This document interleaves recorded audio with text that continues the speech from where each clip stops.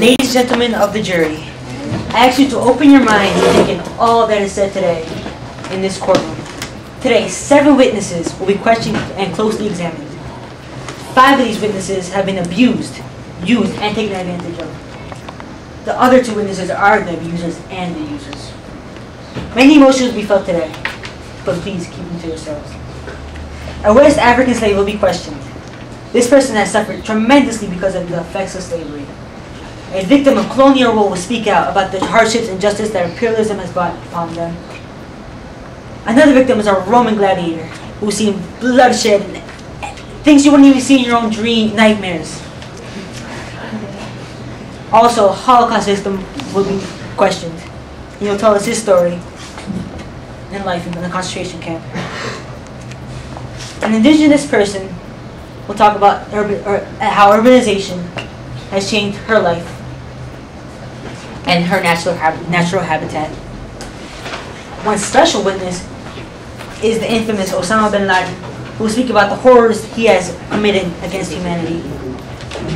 Also, Adolf Hitler, the leader of the Nazi Party during World War II, will speak about his views on the Holocaust. Ladies and gentlemen of this jury, in this world there are very few people who care about the life and the love of many people. There's too much horror, too much violence. Please take into consideration of these witnesses. Thank you very much. Ladies and gentlemen, Osama, good afternoon. Before I begin, I ask the jury to look around. Just look. Please take some time to observe your surroundings. Good. What do you see? You see lawyers. You see judges. Witnesses testifying to the truth. Look at you. A jury of the defendant's peers who are doing what they can to give those on trial a fair one. Ah, fair.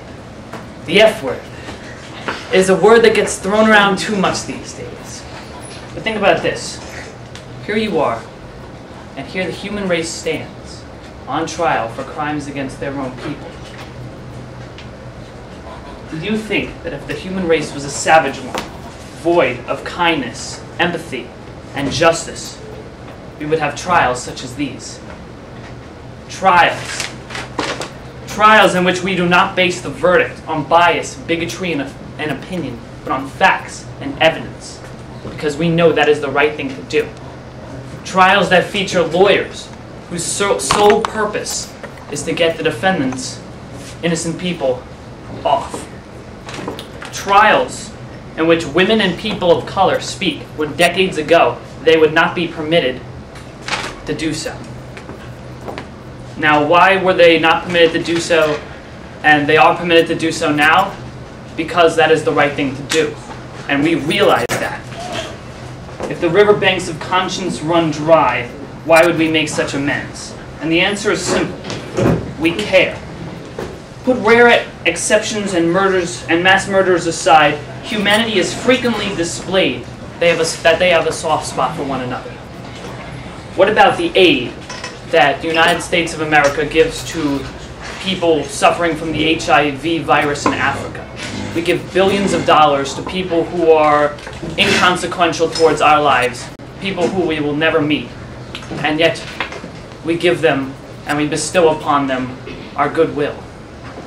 3/4 of the people in this country want out of the war in Iraq because of the lives and the damage that it has cost people here and people there.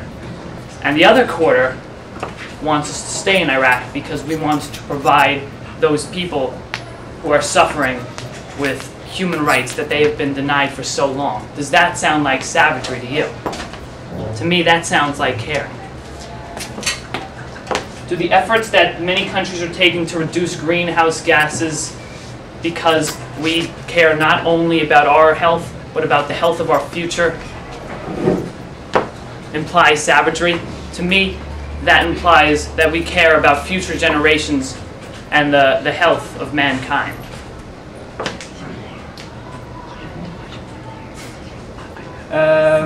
There is a reason nobody has the name Adolf Hitler anymore, and that Muhammad is the most common name on earth. Muhammad, the peace-loving prophet, who spread words of wisdoms to all mankind.